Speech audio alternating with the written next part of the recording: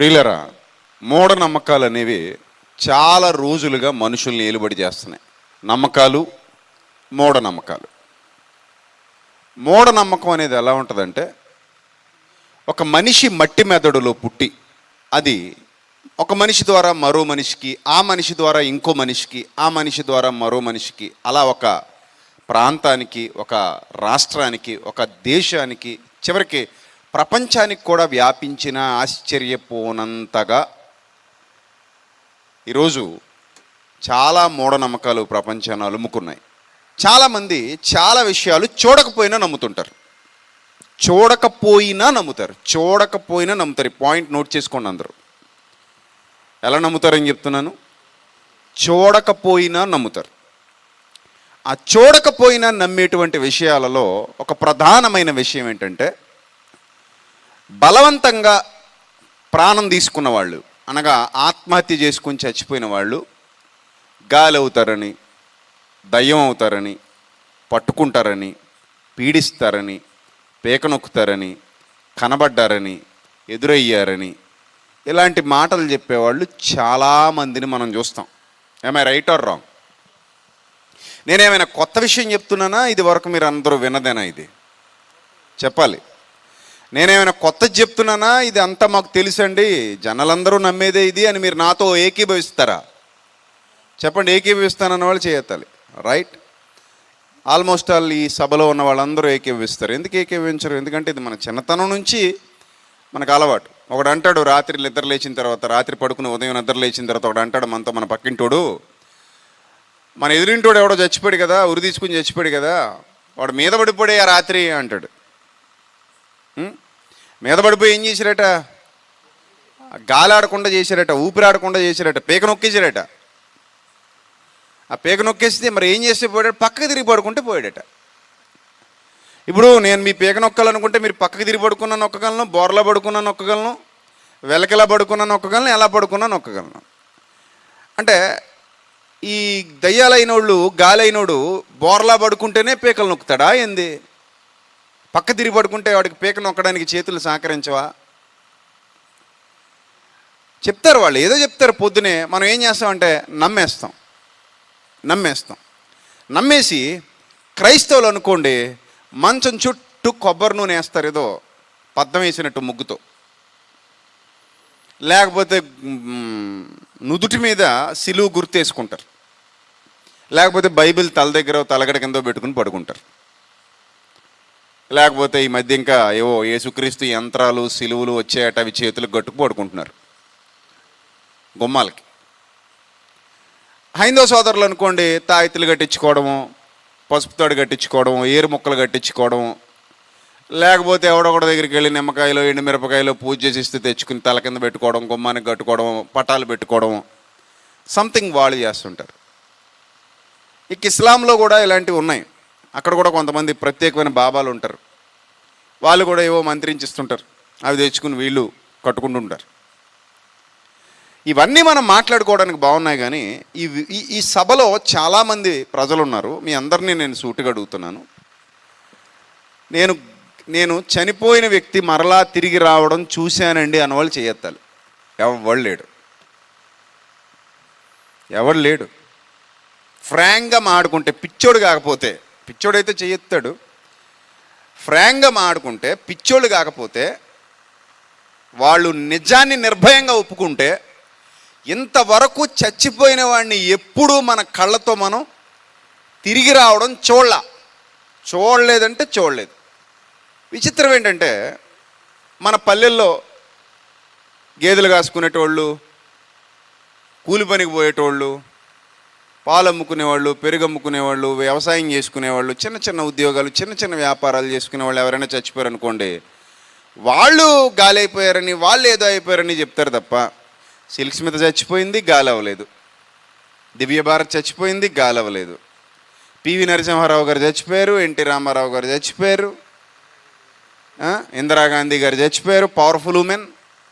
ఇందిరాగాంధీ అంటే మామూలు ఆవిడ కాదు, చాలా పవర్ఫుల్ క్యాండిడేట్ అంటారు.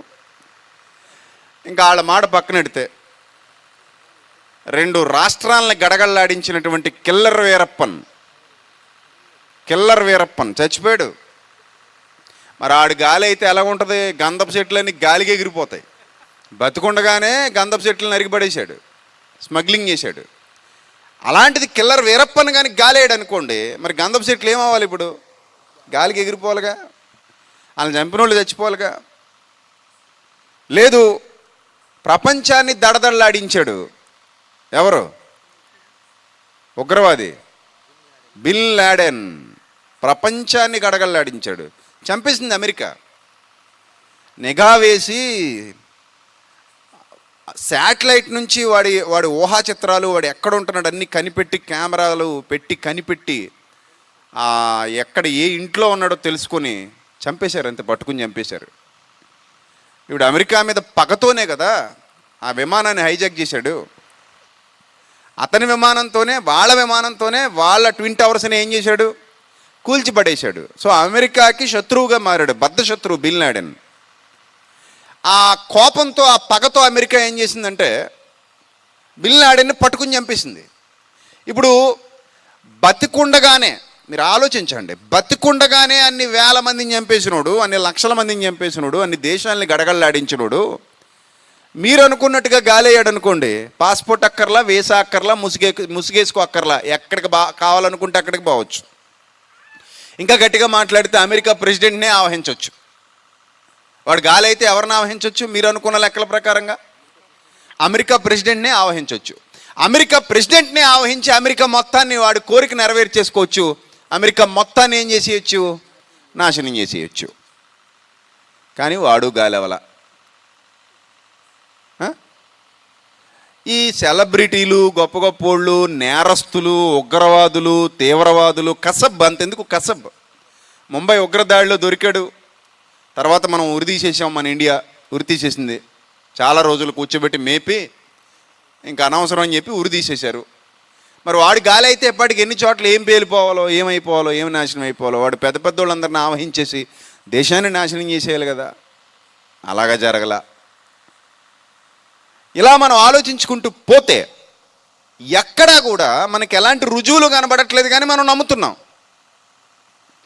అంతెందుకు, 12 గంటలకు ఒంటేలకు వెళ్ళాలంటే మీ అందరికీ భయం. చాలామందికి మీలో భయమే కదా.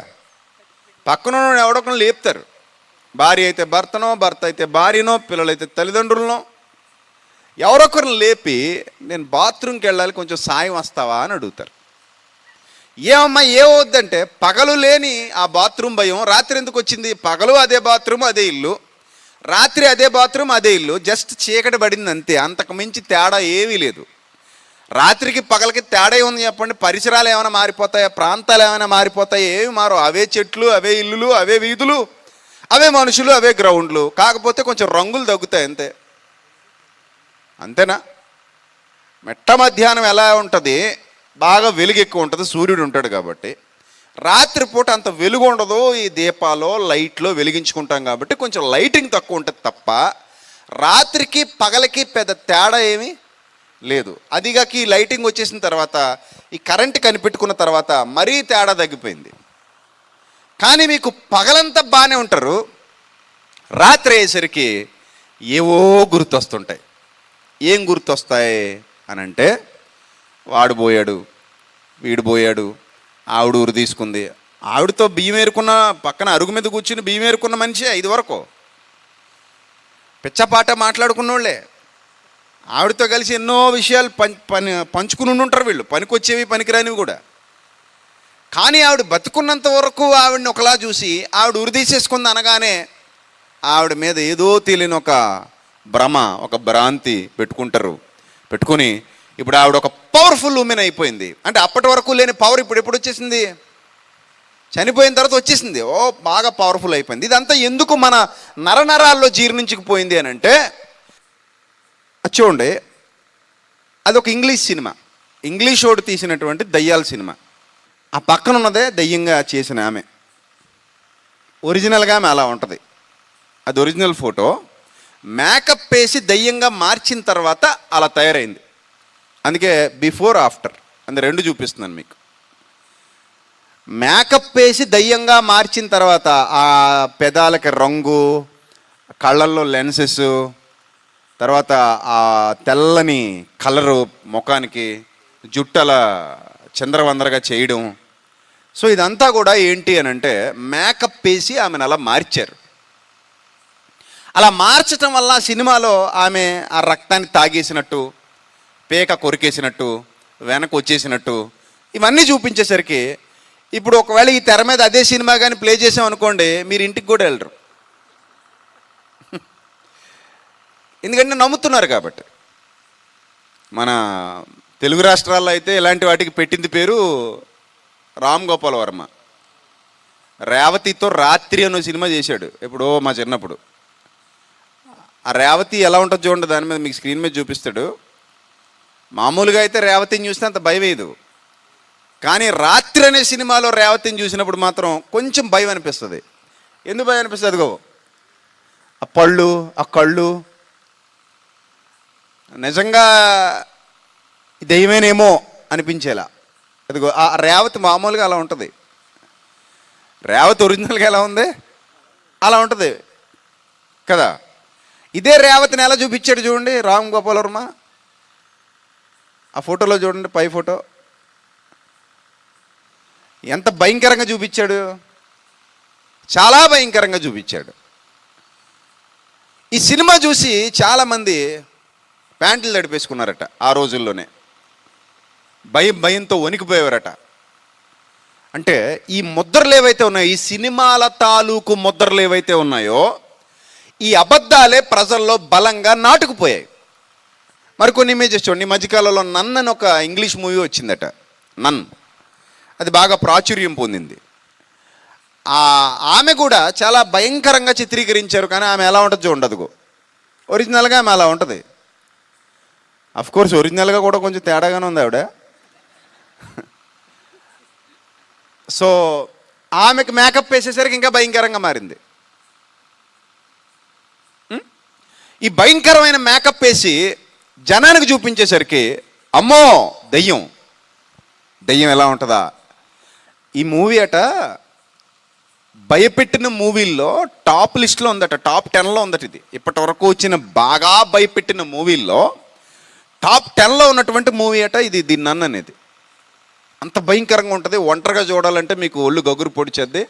ఇంట్లో ఎవరో లేనప్పుడు లైట్లన్నీ కట్టేసుకుని ఫుల్గా సౌండ్ పెట్టుకుని టీవీలో ఇది వేసుకుని చూస్తే మీరు చూడగలిగితే మీరు చాలా ధైర్యవంతులు అని దీనికి రివ్యూలు ఇచ్చిన వాళ్ళు కూడా లేకపోలేదు. ఇప్పుడు తీసినోడు ధైర్యంగా తీసినప్పుడు, చేసినోళ్ళు ధైర్యంగా యాక్టింగ్ చేసినప్పుడు చూడడానికి మనకేటి భయం గుడ్డు. ఒంటరిగా కాదు, శ్మశానంలో వేసినా నేనైతే చూస్తాను, నాకు ఇబ్బంది ఏమి లేదు. నన్ను ఒక్కడనే శ్మశానంలో కూర్చుండబెట్టి వాళ్ళు ఇష్టం వచ్చినంత సౌండ్ పెట్టుకుని, అంటే నేను వినగలిగినంత, మరీ దరిద్రంగా సౌండ్ పెట్టేస్తే చెవులకు దెబ్బ కాబట్టి నా చెవులు వినగలిగినంత సౌండ్ పెట్టి శ్మశానంలో నన్ను ఒక్కడనే కూర్చుండబెట్టి ఎవడు కనుచూపు మేర దూరంలో ఏ మనిషి లేకుండా నాకు ఈ మూవీ వేసి చూపిస్తే నేను చూడగలను. ఆ ధైర్యం, గుండె ధైర్యం నాకు ఉంది. ఎందుకు చెప్తున్నానంటే నాకు తెలుసు అది అబద్ధం అని. ఆ నటించింది ఒక మనిషి, ఆ మనిషి ఫోటో కూడా మనకు ఒరిజినల్గా కనబడుతుంది. తీసింది ఒక డైరెక్టరు, అదొక కథ, ఎవడి ఊహల్లోనో పుట్టినటువంటి ఒక కల్పిత కథ, ఒక కట్టు కథ. నిజానికి అలాంటి దయ్యం భూమి మీద లేదు. అలాంటి దయ్యం భూమి మీద నిజంగా లేదు, అది కల్పిత కథ. ఇది నాకు క్లియర్గా తెలుసు కాబట్టి చూడొచ్చు.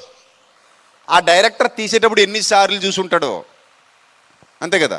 ఎడిటింగ్ రూమ్లో కూర్చుని ఎన్నిసార్లు చూసుంటారో వాళ్ళు, ఈ సీన్ ఎలా తీస్తే బాగుంటుందా, అలా తీస్తే బాగుంటుందా అని ఎన్నిసార్లు చూసుంటారో.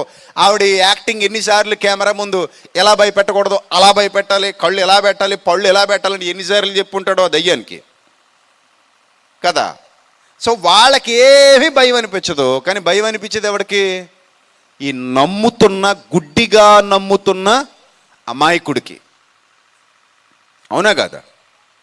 అంతెందుకు అంటే ఇవన్నీ మీకు చెప్పకపోతే మీకు అర్థం కాదు, అందుకే బలంగా చెప్తున్నా. ఈ 2 రోజులు మీకు సబ్జెక్ట్ అర్థం కావాలి అంటే, నేను ఎలా బైబిల్ చదివానో, నేను ఎలా బైబిల్ నేర్చుకున్నానో, నేను ఎలా నా సంఘానికి విశ్వాసులకు బోధిస్తానో, ఏ విధంగా ప్రజల్లో ఉన్న మూఢనమ్మకాలు తొలగించాలని నేను కంకణం కట్టుకున్నానో మీకు అర్థం అవుతుంది. రైట్.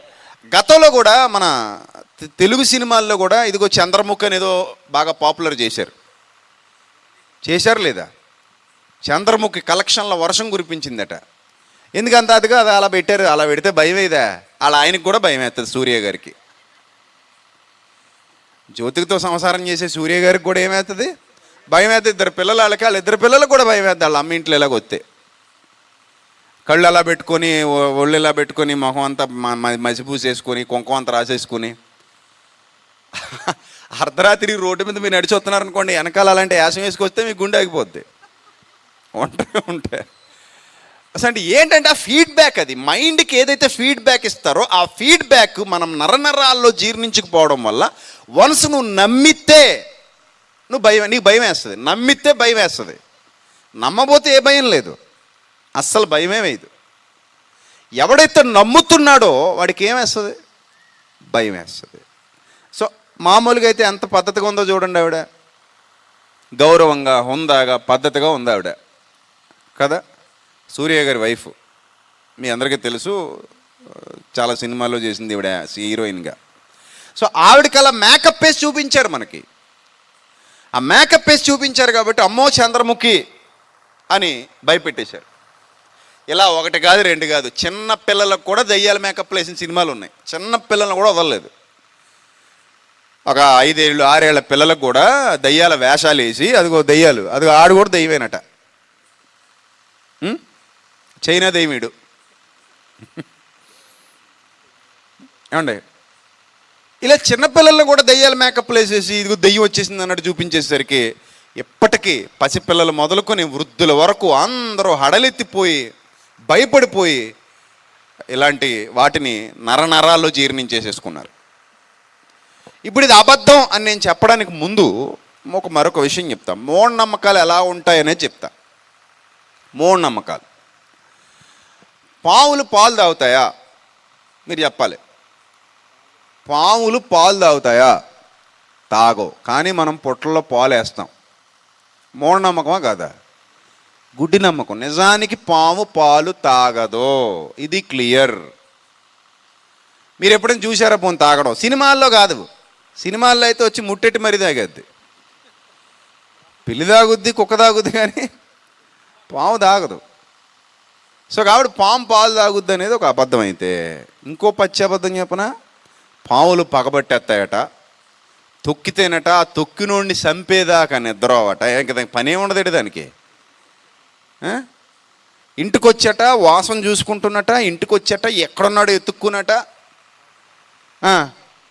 ఈ నన్ను తొక్కాడు, ఈడ అంత కక్ష దానికి తొక్కినందుకే. కొట్టి చంపేస్తుంటేనే మనకు దిక్కు దివానం లేదు. కోర్టులోనేమో కేసులు పెరిగిపోయి ఎడుతున్నాయి, పోలీస్ స్టేషన్ల చుట్టూ తిరుగుతున్నారు. మర్డర్ కేసులకే దిక్కు దివానం లేదు మనుషుల మధ్యలో. తొక్కినందుకట కక్ష పెంచేసుకున్నట, నన్ను తొక్కాడు ఈడు పొలంలో అనట. ఆ రోజు దొరకలేదు, ఈడు ఇంటికి పోయాడు అన్నట్టు. ఇప్పుడు అడ్రస్ ఎక్కడుందని గూగుల్లో ఎత్తుకుద్దట. అది ఎత్తికి మ్యాప్ వేసుకుని మరి ఇంటికి వచ్చేద్దట. వచ్చి ఏం చేస్తుంది? మంచం కిందో మంచం మీదో అటక మీదో దూరి ఒరే సుబ్బారావు అనగానే బుస్ అంటదట. ఆడి పేరు అనగానే పేరు కూడా తెలిసేడు దానికి. పేరు గెస్ట్ చేయగలిగినంత జ్ఞానం ఉందా పావుకి? మనకున్న మెదడు ఉందా దానికి? ఈడి పేరు ఎర్రాజు, ఈడి పేరు అప్పారావు, ఈడి పేరు సుబ్బారావు, నన్ను తొక్కునోడు ఆధార్ కార్డు నెంబర్ ఇది, ఆడు ఓటర్ కార్డు నెంబర్ ఇది, ఆడి డ్రైవింగ్ లైసెన్స్ ఇది, ఇవన్నీ పావుకు తెలుస్తాయా? బుస్ బుస్ అంటదా నీ పేరు చెప్పగానే? ఈ పిచ్చంతా మన మెదడులోకి ఎక్కించేశారా లేదా? ఎక్కించారా లేదా? నాగాస్త్రం, నాగదేవత, నోము, ఇంకే ఉన్నాయి కదా. 1 2 కాదు, బోలుడు వచ్చాయి. ఇవన్నీ మన మీద రుద్దేసేసరికి, జనాల మీద రుద్దేసేసరికి, అటు హాలీవుడ్ మొదలుకొని, బాలీవుడ్ మొదలుకొని, టాలీవుడ్, కోలీవుడ్, శాండల్వుడ్, మల్లువుడ్, పనికిమాల వుడ్లన్నీ పెట్టేసి, ఈ వుడ్లన్నిట్లో, అంటే వుడ్లు అంటే సినిమా ఇండస్ట్రీల పేర్లు అండి, అన్ని చోట్ల ఇలాంటి సినిమాలు తీసి పడేసి జనాల మీద మూఢనమ్మకాలు రుద్ది అవతల పడేశారు.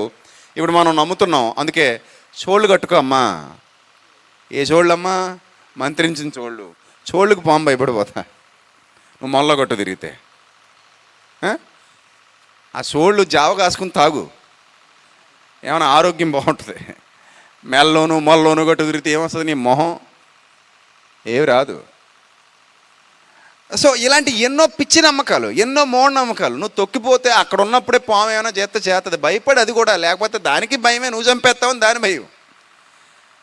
అందుకే అందులో ఇందులో దూరుతుంటుంది. అది వదిలేస్తే దాని దారిని అది పోదు తప్ప నీ పేరు నీ ఊరు గుర్తెట్టుకుని మరి నిన్ను చంపడానికి దానికి అంత ఖాళీ లేదు. నీ మీద అంత పాత పగలో, కడప పగలో, కర్నూలు పగలో లేవు. సినిమాల్లో చూపించేవి అవి కూడా నిజానికి కర్నూలు కడప చాలా ప్రశాంతంగా ఉంటుంది. అవి కూడా సినిమాల్లో చూపించేది అక్కడ ఇలా గొడవలు అయిపోతే నేను నరికేసుకుంటారు, పొడి చేసుకుంటారు అన్నట్టు. సో అలాంటి పగలేమి లేవు. ఇలా ఎన్నో అబద్ధాలు జనాల చేత నమ్మింపజేసేశారు. మనం వాటిని నమ్ముతూ పెరిగాం, వాటిని నమ్ముతూనే బతుకుతున్నాం, వాటినే నమ్మి జీవిస్తున్నాం. కనుక మనకు కూడా ఏమనిపిస్తుందంటే ఎవడో చచ్చిపోగానే వచ్చేస్తాడు, మీద పడిపోతాడు, మీద పడిపోయి పేక నొక్కేస్తాడు. ఏమంటే ఇది కూడా పచ్చి అబద్ధం అనడానికి ఇప్పటివరకు నేను చెప్పిన ఉదాహరణలు మీకు అర్థం కావాలి. ఒకవేళ పగ తీర్చుకోవాలి అనుకుంటే రాజకీయ నాయకులు చావగానే వాళ్ళకి అన్యాయం చేసిన వాళ్ళ మీద ఏం చేయాలి? పగ తీర్చుకోవాలి. నిర్భయ ఘటన ఉందా? నిర్భయ ఘటన ఢిల్లీలో రేపు జరిగింది. ఆ అమ్మాయిని ఎంత క్రూరంగా చంపేశారు మీరు చెప్పండి. అవునా? చాలా క్రూరంగా చంపారు కదా. ఆమె కడుపులోకి రాడ్లు కూడా దూర్చారు, ఇనప రాడ్లు. అంత క్రూరంగా అమ్మాయిని చంపేశారు, బస్సులో తిప్పుతూ రేప్ చేసి చంపేశారు. సో చచ్చిపోయింది, చికిత్స పొందుతూ చచ్చిపోయింది. ఆ తర్వాత వాళ్ళను ఉరి తీయడానికి చాలా టైం పట్టింది. ఎవరు ఉరి తీశారు మీరు చెప్పండి? ఎవరండి ఉరి తీసింది? గవర్నమెంటే కదా, ప్రభుత్వమే కదా. మరి ఆ అమ్మాయి ఎందుకు గాలెయ్యాలని చంపేలేదు? ఇప్పుడు పగ తీర్చుకోవాలనుకుంటే వాళ్ళ పేకలు జైల్లోకి వచ్చి నొక్కేయాలి కదా. మామూలుగా చంపారా మరి ఆ అమ్మాయిని? అత్యంత క్రూరంగా పాశవికంగా చంపేశారు. అప్పుడు ఆ అమ్మాయి ఎందుకు పగ తీర్చుకోలేదని నేను అడుగుతున్నాను. తెలివిగా ఆలోచించేవాడు ఇలా ఆలోచిస్తాడు, బుర్ర తక్కువడు ఏం చెప్పినా నమ్ముతాడు. ఆ అమ్మాయి ఎందుకు చంపలేదు అంతెందుకు. మొన్న మన హైదరాబాద్లో దిశ హత్య కేసు మీ అందరికీ తెలుసు. ఆ తర్వాతే మన ఆంధ్రాలో కూడా దిశ చట్టం చేశారు. ఈ దిశ హత్య కేసు ఆ అమ్మాయిని చంపేసిన తర్వాత కాల్ చేశారు కదా, పెట్రోల్ పోసి కాల్ చేశారు. ఆ తర్వాత వాళ్ళని ఏదో ఎన్కౌంటర్లో చంపేశారని మనం చూసాం. నిజాలు దేవుడికి ఎరుక. కానీ మరి అమ్మాయి ఎవరి మీద ఎందుకు పగ తీర్చుకోలేదు? కొన్ని సంవత్సరాల కిందట చచ్చిపోయిన ఆయేషా మీరా హత్య కేసు ఇంకా అది తేలలేదు. ఏదో సినిమాల్లో దెయ్యాలు వచ్చి వాళ్ళ కేసులు వాళ్ళే సాల్వ్ చేసుకున్నట్టు దెయ్యాలే కేసులు సాల్వ్ చేసేసుకుంటాయట, దెయ్యాలే నేరస్తులను పట్టించి పోలీసులకు అందజేస్తాయట, దెయ్యాలే పగ తీర్చేసుకుని వాళ్ళని చంపిన వాళ్ళని చంపేస్తుంటాయట.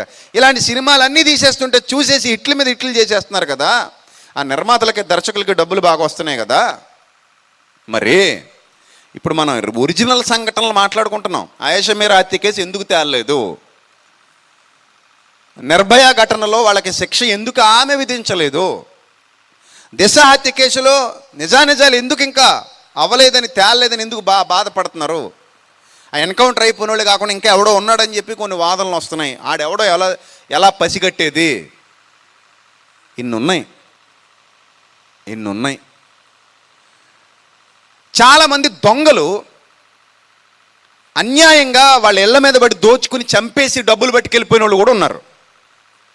మరి చచ్చిపోయిన వాళ్ళు ఆ దొంగల మీద ఎందుకు ప్రతీకారం తీర్చుకోవట్లేదు? కేసులు ఎందుకు పోలీస్ స్టేషన్లో పెరిగిపోతున్నాయి, కోర్టుల్లో పెరిగిపోతున్నాయి? ఈ నరహంతకులు 14 ఏళ్ళు, 7 ఏళ్ళు, 10 ఏళ్ళు జైల్లో శిక్ష అనుభవించి మళ్ళీ బయటకు వచ్చి హ్యాపీగా తిరిగేస్తున్నారు ఎందుకు?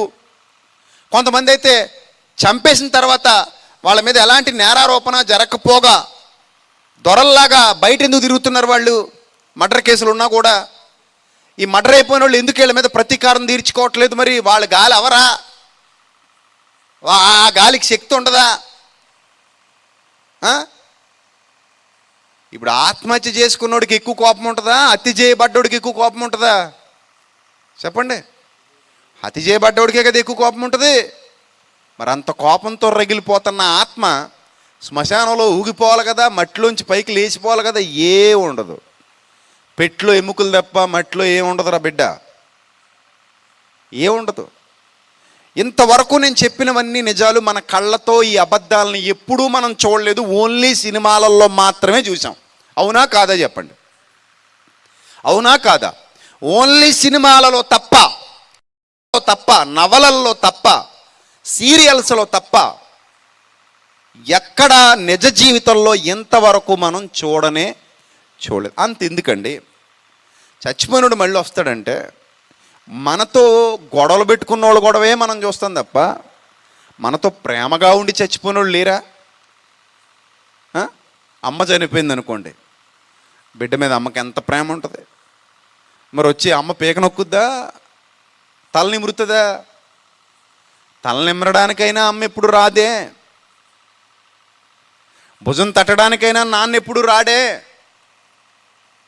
ఆప్యాయంగా పలకరించడానికైనా అన్నయ్య చెల్లెమ్మ ఎప్పుడు మళ్ళీ రారే. మనతో భూమి మీద ఉండగా ప్రేమగా మసలిన వారు వాళ్ళు భూమిని విడిచిపెట్టి వెళ్ళిపోయారు, కానీ ఎప్పుడు మన ముందుకు రాలేదు అని అంటేనే మనకు అర్థమైపోవాలి ఈ గాలి గీలి ఇదంతా ట్రాష్ అని. ట్రాష్, అబద్ధాలు, మోడ విశ్వాసాలు, అంధవిశ్వాసాలు. గాలి లేదు, గడిది గుడ్డు లేదు, నీ మనసులోనే ఉంది చెత్త అంతా. ఇప్పుడు ఇంత చెప్పేస్తున్నాను కదా, నిజంగా అంత గాలి ఉంటే ఇప్పుడు వచ్చి ఇక్కడ నొక్కేయాలి నా పీక. మా గురించి చెప్తున్నావు ఇందిరా అని, మా గురించి నిజాలు చెప్పేస్తున్నావు ఇందిరా జనాలు, కానీ ఇక్కడికి వచ్చి నొక్కేయాలి. నొక్కమనండి చూద్దాం. మేము నొక్కలేమా ఏంది? నువ్వు నొక్కితే చూస్తూ ఊరుకుంటావా? మరి అంతే కదా. సో కాబట్టి గ్రంథాన్ని జాగ్రత్తగా ఆలోచిస్తే ఇలాంటి మూఢ విశ్వాసాల్ని, అంధవిశ్వాసాల్ని బైబిల్ చాలా క్లియర్గా తెలియజేసింది. అరే నాయన, నేర్చుకోవలసింది ఉండగా అది నేర్చుకోకుండా ఏదో ఒక అబద్ధాన్ని ఎవరో చెప్తే నమ్మేసి ఆ మాయలో కొట్టుకుపోవడం మీ అవివేకం అన్నాడు. అందుకే అవివేకులారా, బుద్ధి ఎట్టిదైనది, జ్ఞానము ఎట్టిదైనది, నేర్చుకొనుడి అన్నాడు. జ్ఞానము ఎట్టిదైనది ఏంటట? నేర్చుకొనుడి అవివేకులారా అని అంటున్నాడు. ఎందుకు అంటున్నాడు ఆ మాట అంటే, అలా నేర్చుకోకపోతే మీరు ఎప్పటికీ అవివేకంలోనే ఉండిపోతారు. ఇందాక దేవసాయం చెప్పినట్టు చిన్నప్పుడు బాగా అడలెత్తిపోయేవాడిని అన్నాడు కదా. ఆ దేవసాయమే కాదు, అందరూ అంతే. తెలియని వయసులో అందరూ హడలెత్తిపోయిన వాళ్ళే. కానీ అంతా అర్థమైపోయిన తర్వాత, ఏమీ లేదని తెలిసిన తర్వాత ఎక్కడైనా ధైర్యంగా ఉంటాం. ఇంకో మాట చెప్పనా, మనుషుల మధ్యలో కంటే శ్మశానంలోనే బెటరు. ఇక్కడే భయం. అందుకే దేవుడు కూడా అన్నాడు, మనుష్యులను గూర్చి జాగ్రత్త పడుడి అన్నాడు. అంతేనా అన్నాడు బైబిల్లో? మనుష్యులను గూర్చి జాగ్రత్త పడుడి అన్నాడు తప్ప శ్మశానములో ఉన్న శవములను గురించి జాగ్రత్త పడుడి అని ఎక్కడ చెప్పలా ఆయన. శ్మశానంలో ఉన్న శవములను గురించి జాగ్రత్త పడుడి అని ఎందుకు చెప్పలేదు ఆయన? ఎందుకు చెప్పలేదంటే, శవాల వల్ల మనిషికి ఏ ప్రాబ్లం లేదు, బతుకున్న మనిషి వల్లే నీకు ప్రాబ్లం. నీకు వెన్నుపోటు పొడిచేది నీ పక్కనున్నోడే, సచ్చినోడు కాదు. నీ డబ్బు కొట్టేసేది నీ పక్కనున్నోడే, శ్మశానంలో వాడు కాదు. సమాజంలో వాడే నీ డబ్బు కొట్టేస్తాడు. శ్మశానంలో నీ నెక్లెస్ పోదు, శ్మశానంలో నీ సెల్ ఫోన్ ఎవడో పట్టుకెళ్ళడు, శ్మశానంలో నీ డబ్బు ఎక్కడికి పోదు, నీ పర్స్ పోదు, నీ బండి పోదు, నీ కారు పోదు. కానీ ఎక్కడ పోద్ది? ఊర్లో పోద్ది. అయినా మనుషుల మధ్యన ఉన్న గొడవలు సరిపోక ఈ గాలి మధ్య కూడా గొడవ ఉంటే చచ్చినోడు అందరూ వెళ్ళేది శ్మశానానికే. రూల్గా మాడుకుంటే ఊరు పుట్టిన దగ్గర నుంచి చచ్చినోళ్ళు ఎక్కువ ఉంటారంటారా, బతికినోళ్ళు ఎక్కువ ఉంటారంటారా? మీరు చెప్పండి. ఊరి చరిత్ర తవ్వితే పంచాయతీ బోర్డుకి వెళ్ళి రిజిస్టర్ తీసి ఈ ఊరి చరిత్ర మొదలైన దగ్గర నుంచి ఆ తుప్పు పట్టిపోయిన పంచాయతీ రిజిస్టర్లు అన్నీ తీస్తే చచ్చిపోయిన వాళ్ళ లిస్ట్ ఎక్కువ ఉంటుందా, ఇప్పుడు ఉన్న ఓటర్ల లిస్ట్ ఎక్కువ ఉంటుందా? ఎవరి లిస్ట్ ఎక్కువ ఉంటుంది? చచ్చిపోయిన ఓటర్ల లిస్టే ఎక్కువ ఉంటుంది. ఈ గాలన్నీ కొట్టుకుంటే ఇంక నేల ఉండదురా నాయన. మళ్ళీ ఏదో పెద్ద తెలిసినట్టు ఆ గాలటండి 5 నెలల్లో 6 నెలల్లో అలా తిరుగుతూ ఉంటుందట, దారి దొరకదట. అవును, మరి అక్కడెక్కడో సిమెంట్ రోడ్డు వేస్తున్నారని రోడ్డు ఆపేసి ఉంటారు, దారి దొరకదట దానికి. నువ్వు చూపించి దారి వెళ్ళి ఇటు చెప్తాడు, దారి దొరక్కండి అలా తిరుగుతుందండి. ఇలాంటి పిచ్చి మాటలన్నీ చెప్పి జనాలను నమ్మించేసి, మాయ చేసేసి, మోసగించేసి పబ్బం గడుపుకుంటున్న వాళ్ళు సమాజంలో చాలామంది ఉన్నారు. గ్రంథంలో ఒక మాట ఉంది, ఆదికాండంలో కయ్యను అనే ఒక వ్యక్తి, కయీన్ అనేటువంటి ఒక వ్యక్తి తన సొంత తమ్ముడైన హేబేల్ని మర్డర్ చేసేస్తాడు. ఫస్ట్ మర్డర్ ఇది గ్రంథంలో, ఫస్ట్ మర్డర్ చూడండి. ఆదికాండం చాప్టర్ 4 verse 8, 8వ వచనం. కయీను తన తమ్ముడైన హేబెలుతో మాట్లాడెను. వారు పొలములో ఉన్నప్పుడు కయీను తన తమ్ముడైన హేబెలు మీద పడి అతనిని చంపెను. ఏం చేశాడట? చంపేశాడు. యెహోవా, నీ తమ్ముడైన హేబెలు ఎక్కడున్నాడని కయీను అడగగా అతడు, నేను ఎరగను, నా తమ్ముడికి నేను ఏమైనా కావలివాడనా అన్నాడట. అప్పుడు ఆయన, నువ్వు చేసిన పని ఏంటి? నీ తమ్ముడి రక్తం యొక్క స్వరం నేలలో నుండి నాకు మొరపెడుతుంది. నేలలో నుండి దేవునికి మొరపెట్టింది అన్న సందర్భం రాయబడింది తప్ప ఈ కయీను మీద పగదీర్చుకోవడానికి హేబెల్ రెడీ అయ్యాడు అన్నట్టుగా ఎక్కడ రాయబడలా. ఈయన గుడ్ క్యారెక్టర్ అండి, హేబెల్ గుడ్ క్యారెక్టరు. గుడ్ క్యారెక్టర్స్ దయ్యాలు ఎవరో బ్యాడ్ క్యారెక్టర్స్ అవుతారని అంటారేమో మీరు. అలా అనుకుంటే బ్యాడ్ క్యారెక్టర్స్ కూడా చచ్చిపోయారు. కిందనే చూడండి, 23వ వచనం, అదే అధ్యాయం 23వ వచనం, చూడండి. లెమెకు అనేవాడు తన భార్యలతో అంటున్నాడట, ఒక ఆవిడ పేరు ఆదా, ఒక ఆవిడ పేరు సిల్లా. ఓ ఆదా, ఓ సిల్లా, నా పలుకు వినండి. లెమెకు భార్యలారా నా మాట ఆలకించండి. నన్ను గాయపరిచినందుకు ఒక మనిషిని చంపేశా అన్నాడు. నన్ను గాయపరిచినందుకు ఒక మనిషిని చంపేశా అంటే ఈడొక హంతకుడు. ఈ లెమెకు అనేవాడు ఒక హంతకుడు. ఈ హంతకుడిని మరొకడు చెడ్డవాడు గాయపరిచినందుకు ఆ చెడ్డవాడు చంపేశాడట, మర్డర్ చేశాడు. నన్ను గాయపరిచినందుకు ఒక మనిషిని చంపేశా, నన్ను దెబ్బ కొట్టినందుకు ఒక పడుచువాడిని చంపేశా. మరి ఇప్పుడు వీళ్ళిద్దరూ కలిసి ఏం చేయాలి? అక్కడ చంపింది ఇద్దరైతే ఏం చేయాలి? లెమెకుని చంపేయాలిగా. ఒక్కడైతే కూడా ఆ ఒక్కడొచ్చి లెమెకుని చంపేయాలిగా. ఒక్కడి గురించి అక్కడ చెప్తుంటే 2 times చెప్తే గనుక చంపేయాలిగా. సో ఇలాంటి సంఘటనలు ఎక్కడ గ్రంథంలో కనబడవు. అంతెందుకు, నాబోతు అనే ఒక బేదోడు ఉంటాడు. ఈ ఆహాబ్ అనే రాజుకి ఆ నాబోతు అనేవాడు ద్రాక్ష తోట లాగేసుకోవాలన్న కోరిక పుడుతుంది. అంతే కదా, ఎప్పుడు పెద్దోడే బేదోడిని తినేస్తుంటాడు. ఇది మన సమాజంలో నిత్యం జరిగేదే. పెద్దోడు కళ్ళు ఎప్పుడు దేని మీద ఉంటాయి? బేదోడు ఆస్తుల మీద ఉంటాయి. మరి అదేం కర్మ మనకు అర్థం కాదు. బోలెడంత వాడికి ఉంటుంది, అయినా కూడా మన స్థలాలే కబ్జా చేస్తుంటారు, మనయే దోచేసుకుంటారు, మనయే లాగేసుకుంటుంటారు. అది అర్థం కాదు. వాడికి ఇంకా ఎన్ని కోట్లున్నా కూడా ఇంకా కరువు తీరదు. బేదోడి మీద పడి ఆ బేదోడిది దోచేసుకుంటారు. చాలామంది రాజకీయ నాయకులు కూడా బేదలకు వచ్చే డబ్బులు కొట్టేస్తుంటారు. బేదలకు వచ్చే డబ్బులు, మొన్న ఎవడో పెన్షన్ తినేసినట్టు ఎవడదో ఆ పెన్షన్ కూడా తిన్నాడంటే ఇంక శవాల మీద రూపాయలు ఏరుకునే రకం అనమాట. ఆ ముసలాళ్ళకు వచ్చే పెన్షన్ ఎంత వస్తుంది? మహా అయితే 2000 వస్తుంది, 3000 వస్తుంది. అవి తినేయడమే. ఈ బేదోడికి వచ్చేవన్నీ కొట్టేసి ఆడు పెద్దోడు అవుతా ఉంటాడు. ఇలాంటి దౌర్భాగ్యకరమైన ఆలోచన ఆహాబుకు వచ్చింది. అతగాడు ఏం చేశాడంటే నాబోతు ద్రాక్ష తోట మీద కన్నుబడింది. అది ఏదో విధంగా దోచుకోవాలని ప్లాన్ చేస్తే పాపం నాబోతు అన్నాడు, ఇది పిత్రార్జితం నేను ఇవ్వలేను అన్నాడు. ఇవ్వలేనంటే ఇంటికెళ్ళి ఆ భార్యతో చెప్తే ఆవిడ ఇంకా పెద్ద గోండారాని, ఆమె చాలా చెడ్డది, యెజెబెలు. ఆమె ఏం చేసిందంటే ఈ నాబోతు అనే ఈ వ్యక్తిని కుట్ర పన్ని అన్యాయంగా చంపించేసి ఆ ద్రాక్ష తోట వీళ్ళ వశం చేసేసుకుంటారు. చాలా క్రూరంగా చంపేస్తారు, అక్రమంగా. ఒక మంచోడు ఎంత బాధపడి చచ్చిపోతాడో ఆ టైంలో. ఏ తప్పు చేయలా, ఏ పాపం చేయలా, తన సొంత పొలం, అది పిత్రార్జితం, అది చూసుకుంటూ బతుకుతున్నాడు, ఆ తోట చేసుకుంటూ బతుకుతున్నాడు సాగు. అది అన్యాయంగా దోచుకోవడం మాత్రమే కాకుండా లేని నింద, లేని తప్పు అతనికి ఆపాదించి అతనంత క్రూరంగా కొట్టి చంపేస్తే నిజంగా అతనికి గాలి అయితే ఆహాబు కుటుంబం ఏమైపోవాలి? మట్టి కొట్టుకుపోవాలి. పగ తీర్చుకుంటాడు కదా, మరి మనసులో అయినా ఆ భావన ఉండిపోద్దిగా. నేను ఏ తప్పు చేయలేదు అనే భావన ఉండిపోద్దిగా. అన్యాయంగా నా పొలం లాక్కున్నారు, అన్యాయంగా నన్ను చంపేశారు, నా పిల్లల్ని దిక్కులేని వాళ్ళని చేశారు, నా కుటుంబాన్ని దిక్కులేని వాళ్ళని చేశారని ఒక బాధ ఆ నాబోతు అనే వ్యక్తి హృదయంలో ఉండదా? ఉంటుందిగా. మరి అతను పగ తీర్చుకోవాలనుకుంటే ఎంత పవర్ఫుల్గా మారిపోవాలి, ఎంత భయంకరమైన దయ్యం అయిపోవాలి. లేదు. ఎందుకు లేదు అని అంటే,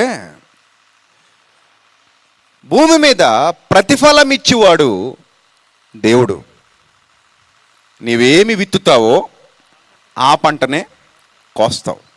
60 లేదా 70 ఏళ్ల ఈ జీవితంలో మనం చేసిన ప్రతి దానికి లెక్క అప్పగించాల్సిన పరిస్థితి ఉంది. ఆత్మ లేదా మనిషి, ఈ మనిషిలోనికి ఆత్మ అనే శక్తిని ప్రవేశపెట్టినవాడు దేవుడు గనుక అన్ని అధికారాలు ఆత్మ మీద ఆయనకే ఉంటాయి. ఎలా పడితే అలా తిరుగుతా, బయటకు వచ్చి తిరుగుతా, వాడి మీద పడతా వీడి మీద పడతా అంటే there is no chance. Bible చాలా క్లియర్గా చెప్పింది, మన్నైనది వెనుకటి వలె మన్నైపోవును, ఆత్మ దాని దయచేసిన దేవుని యొద్దకు మరలిపోవును, మరలా పోవును. చాలా క్లియర్. మన్నైనది వెనుకటి వలె మన్నైపోవాలి. ఆత్మ 4వ వార్డులోనో 3వ వార్డులోనో తిరగడానికి కుదరదు. మరలా ఏమైపోవాలి?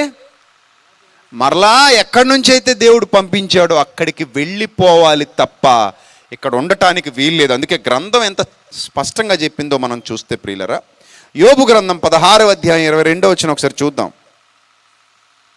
యోబు గ్రంథం 16వ అధ్యాయం 22వ వచనం. కొద్ది సంవత్సరములు గతించిన తర్వాత తిరిగి రాని మార్గమున నేను వెళ్ళుదును అన్నాడు. చూడండి, ఎక్కడికి వెళ్తాడట? ఏ మార్గం అంటది? తిరిగి రాని మార్గం. కొద్ది సంవత్సరాలు గతించిన తర్వాత తిరిగి రాని మార్గమున నేను వెళ్ళుదును. నేను చనిపోయిన తర్వాత మళ్ళీ వెనక్కి రావడం అనేది ఉండదు. మన్నైనది వెనకటి వల్లే మన్నైపోతుంది. ఆత్మ దాని దయచేసిన దేవుని వద్దకు చేరిపోవాలి.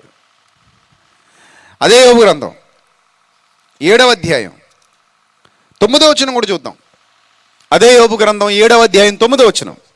మేఘం విడిపోయి అదృశ్యమగునట్లు పాతాళమునకు దిగిపోయిన వాడు మరి ఎప్పుడునూ తిరిగి రాడు, అతడు ఇక ఎన్నడూ తన ఇంటికి రాడు, అతని స్థలము అతని మరలా ఎరుగదు అన్నాడు.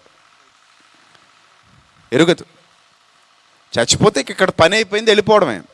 దేవుడు ఎక్కడికి పంపించాడో, ఎక్కడి నుంచి పంపించాడో అక్కడ తిరిగి వెళ్ళిపోవడమే తప్ప మరలా ఇక్కడికి వచ్చి పనులు చక్కబెడతా, అవి చేస్తా ఇవి చేస్తా అంటే నో ఛాన్స్ అంటున్నాడు. ఇంకా క్లియర్గా చూస్తే నూతన నిబంధనలో హెబ్రీ పత్రిక 9వ అధ్యాయము 27వ వచనం ఒకసారి చూద్దాం. హెబ్రీ పత్రిక 9వ అధ్యాయము 27వ వచనం. మనుషులు ఒక్కసారే మృతి పొందాలని నియమింపబడిను, ఆ తర్వాత తీర్పు జరుగును అన్నాడు. మనుషులు ఒక్కసారే మృతి చెందాలని ఏమైందట? నియమించబడింది. ఆ తర్వాత ఏం జరుగుతుందట? తీర్పు జరుగుతుంది. ఇది క్లియర్. నేను చచ్చినా అదే జరుగుద్ది, నువ్వు చచ్చిపోయినా అదే జరుగుద్ది. ప్రపంచంలో ఎవరు చచ్చిపోయినా, అది బలవంతంగా చచ్చిపోయినా మామూలుగా చచ్చిపోయినా ఎలా చనిపోయినా సరే ఆత్మ దాన్ని దయచేసిన దేవుని వద్దకు వెళ్ళిపోవాలి తప్ప అక్కడెక్కడ గాలి తిరుగులు తిరగడానికి కుదరదు. అర్థమైందా? భూమి మీద ఉన్నట్టుగానే మరణం తర్వాత కూడా ఉంటుందని గ్రంథం ఎప్పుడు చెప్పలేదు. అలాగే ఇలాంటి అజ్ఞానాన్ని కూడా గ్రంథం చాలా క్లియర్గా ఖండించింది. అందుకే నేను ఎప్పుడు చెప్తూ ఉంటాను, బైబిల్ అనేది మత పుస్తకం కాదు. మత పుస్తకంలో ఉండేటువంటి మాటలు ఈ గ్రంథంలో లేవు. మహావిజ్ఞాన సంగతులే గ్రంథంలో వ్రాయబడ్డాయి. చాలా విలువైన లోతైన విషయాలు బైబిల్ చర్చించింది తప్ప అబద్ధాలు చెప్పి ఎప్పుడు మనుషుల్ని నమ్మించడానికి బైబిల్ ట్రై చేయాల. నువ్వు గాలి అయిపోతావు, అదైపోతావు, ఇదైపోతావు, వాళ్ళ మీద పగ తీర్చుకుంటావు, వీళ్ళ మీద పగ తీర్చుకుంటావు, వాళ్ళని చంపేస్తావు, వీళ్ళని చంపేస్తావు అని ఎక్కడ చెప్పలా. చివరిగా ఒక మాట చెప్పి నేను ముగిస్తాను, మిగిలిన విషయాలు రేపు మాట్లాడుకుందాం. ప్రసంగి గ్రంథం ఈ చచ్చిపోయిన వాళ్ళ పరిస్థితి ఎలా ఉంటుందో చక్కగా ఒక్క మాటలో చెప్పేశాడు. ఒక్క మాటలో మొత్తం క్లియర్ చేసాడు. అది ఒకసారి చదువుదాం. ప్రసంగి గ్రంథం 9వ అధ్యాయం 9వ అధ్యాయం 5వ వచనం. ప్రసంగి గ్రంథం 9వ అధ్యాయం 5వ వచనం. బ్రతికి ఉండు వారు తాము చతురుని ఎరుగుదురు, అయితే చచ్చిన వారు ఏమీయూ ఎరుగరు అన్నాడు. చూడండి, క్లియర్గా బతుకున్న మనందరికీ చచ్చిపోతామని తెలుసు. ఏదో రోజు మనం పోతాం. ఇక్కడ శాశ్వతంగా ఉండిపోవడానికి మనం రాలా, వెళ్ళిపోవడానికే వచ్చాం. ఏదో రోజు వెళ్ళిపోతాం. బ్రతికి ఉండి వారికి తాము చతురుని ఎరుగుదురు, అయితే చచ్చిపోయిన వారు ఏమీయూ ఎరుగరు, వారి పేరు మరువబడి ఉన్నది. వారి పేరే మనం మర్చిపోయామట. ఇంకా వాళ్ళు మన జ్ఞాపకాల్లో కూడా లేరు, మెల్లిమెల్లిగా మర్చిపోయాం వాళ్ళని. శ్మశానంలో పెట్టేసి ఇంటికి వచ్చేసిన తర్వాత వాళ్ళ జ్ఞాపకాలు కూడా మనకు లేవు. వారి పేరు మరువబడి ఉన్నది, వారికి ఏ లాభము కలగదు.